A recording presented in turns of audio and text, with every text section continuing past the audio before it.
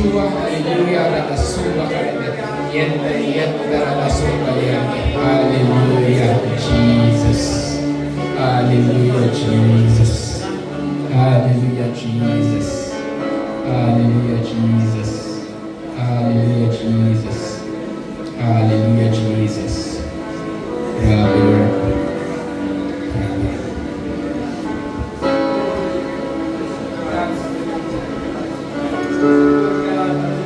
Grabe. Can I ask to open the lights? Yung nahanding lang sa likod lang muna para hindi mabigla. Yung pinakalikod lang. Sige, just remain where you are. Just remain where you are. We're not going to, ilalanting lang natin. Okay? Just remain where you are. We're not going to rush. Okay? We're not going to rush. You just let the Holy Spirit just love you.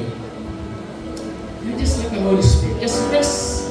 Rest me and just rest in His presence. Okay?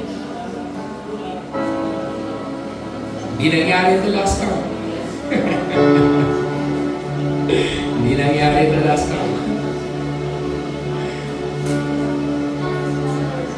Anong meron sa inyo, mga kapatid? Grabe yung batch na to.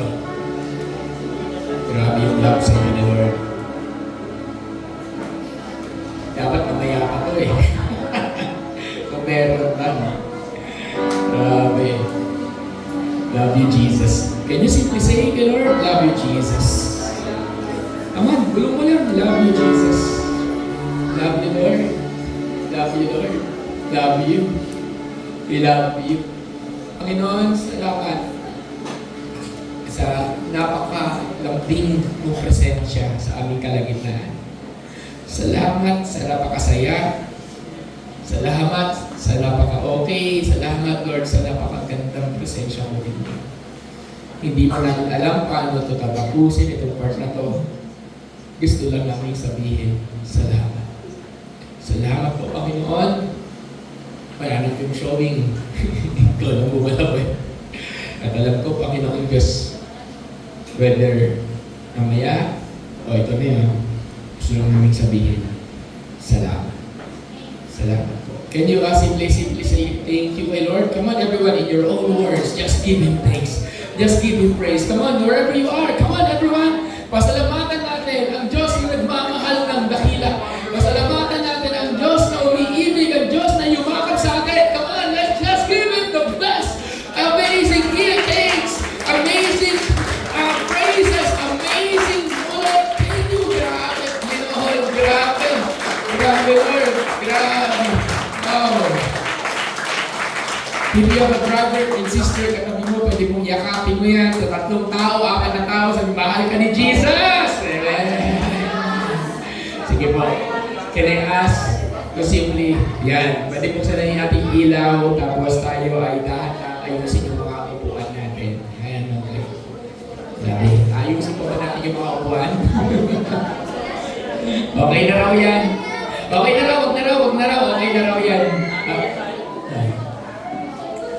Can I ask to open the lights? Open na lang the lights. Yung gitna na lang, yung gitna. Yan, gitna. Yan, okay. Sige. Gitna lang, gitna. Yan, tas yung dulo. Yan, okay yan. Kaya patayin to?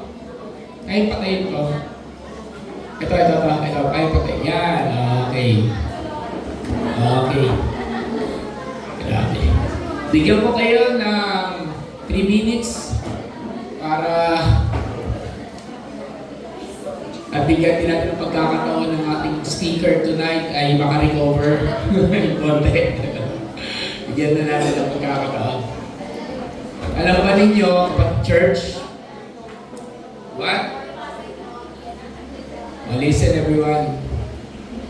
What you experience tonight don't normally happens. Kayo lahat kayo nakatin ng church, alam niyo yung sinasabi ko. Amen ba? Amen. If you're thinking, kasi Pastor, nasa navigator tayo, of course na. Pero, kahit yung camp namin last year, hindi nangyari ito eh. We have worship. But of course, tandaan yung worship ay para sa Diyos. So, whether mangyari siya or hindi naman yun yung point eh. Pero sometimes, there are just this moment kung hindi natin alam na yun pala yung galaw ng Panginoon. Amen? Sa araw na yun, doon pala siya bibisita. Amen? Sa araw na yun, doon mo pala siya may encounter. Amen ba? So, tingnan mo yung katabi mo, sabi mo, kapatid, mapalad ka, nandito ka ngayon. Diba? Grabe. Iba kasi yung ngayon, iba kasi yung bukas eh. Magkaiba yan. And today, hindi planado to. Alam niyo ba, hindi yun naman napaplano yun. Hindi napaplano yun. Never, kahit gaano pa, kahit mag-isang oras pa tayo magsumba dito, kahit marami pa tayo kantang sunod-sunod na kantahin, hindi ibig sabihin gano'n mangyayari. Hindi napaplano yun. Pero may mga pagkakataon na bibisita na lang si Lord kasi may anak na naghahangan ng kanyang presensya. Amen. Sa malakas sa palakpak muli sa ating mga mahal. So, ready na ninyo? Wala na ako ng boses kasi sigaw ka dito. Okay. Ready? Libero ka pa naman, di ba? Libero ka pa. Okay. Ready na ninyo ang inyong mga notebook. Okay? Kaya na. Kaya ready nyo na ang inyong notebook, ang inyong puso. Alam ko, ready na yung puso nyo. Hindi na kailangan ready. Okay? Hindi na kailangan kaya sabihan nyo. Tingnan mo katabi mo. Ay, gising, kapatid. Gising. Oh, gising. Okay? Ready na tingnan ang puso ninyo. Kaya na yung heart natin, ang ating notebook, ang ating Bible, sapagkat ang ating next preacher ay hindi na bago sa inyo. Ilang beses nyo na siya narinig, makita, at makita lagi. Sa harap. Siya ang may isa sa mga Bible verse before na sinabi niya na blessed are those who are pure in heart, for they shall see God. So, ang heart niya is to have an encounter with the Lord. Lagi niyang po bibigyan itong statement na to. Ano? Sana makita ko na si Jesus. Di ba? Sana mag-rapture na. Hindi po gano'n. Gusto ko sila makita si Jesus. So, listen everyone. Ayan. Alam ko, na-encounter natin si Jesus, pero ngayon kailangan natin ng Word of God. Ngayon, ano next preacher natin, ang assignment niya actually medyo komplikado. So, sabi niya sa akin kanina, talagang nahirapan siya. Pero I believe merong mensahe ang Lord na ibibigay through this person. Amen ba? Wala na. Amen ba?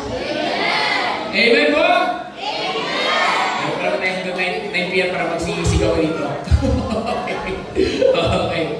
Okay. Ngayon. So, with no further ado, hindi ko na trivia ko raw, sabi ng Lord. So, trivia ko raw, sabi ni Jean, sabi ng Panginoon. Okay. Meron kaming moment kung saan meron yun, na-encounter, oy, Jig, umayos ka na, magkasalita ng favorite person mo. Okay. Ayan. Meron kaming isang moment kung saan umakyat po kami ng prayer mountain. At doon sa prayer mountain na yun, ito yung first time niya na na-encounter si Lord. Itong person na to kilala niyo kasi may calling siya sa worship. Pero sabi ko sa kanya, sa loob ng haba-haba ng 22 years sa pagkakita as someone who followed Jesus, 22 years and 13 years as a pastor, marami na akong nadala sa prayer mountain. Sa Getsema, sa Montalban, sa Touch of Glory. Pero never ko nang na-witness kung ano yung na-witness ko sa kanya. The first time na makita kami ng prayer mountain as a church. Ano yun? Biruin mo yun, na-encounter niya si God. Tapos, nakahiga siya. Tapos, kumakanta siya. Pero yung kanta niya, nagbo-vocalization. Alam niyo yun? Yung nagtetenor. Yan, nagtetenor. Naghado. Diba? Gumagano. At gumagano pa yung kamay. Maya-maya mula sa nakahiga. Tatayo, naupo. Mamaya, nakatayo na. Gumagano. Tumukupas yung kamay. Tapos, ano yun? Nagbo-vocalization. Diba? Akala mo may choir. Akala niyo, nagbibiro ako. May video yun. Gusto niyo mapanood? Hindi. Bukas. May video yun. Lapit kayo sa akin kung gusto niyo mapanood. Meron yun. 30 minutes. Okay? 30 minutes nagaganon siya. Never na uli nangyari yun sa buhay niya. Never na uli nangyari yun. Kahit ngayon, never na nangyari.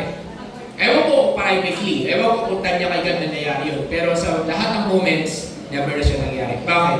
Gusto lang sabihin to. May mga moments sa buhay mo na minsan lang mangyayari. And that moment is in the treasure mo. Amen ba? And guess what? Yung person na yun, hindi ako naniniwala during sa time na nangyayari yun na siya ay worship leader. Ay ngayon, pinahiya ko ng Diyos, bakit siya na yung worship leader natin. Amen? Walang pumapalakpak. Amen ba? Okay. And I believe hindi lang siya worship leader, but there's more.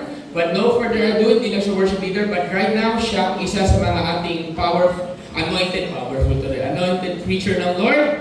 So with no further ado, siguro nakapagpahinga na siya. Tawagin natin si Ate Mau, Ate Maureen. Okay, alam ka natin si Ate Maureen.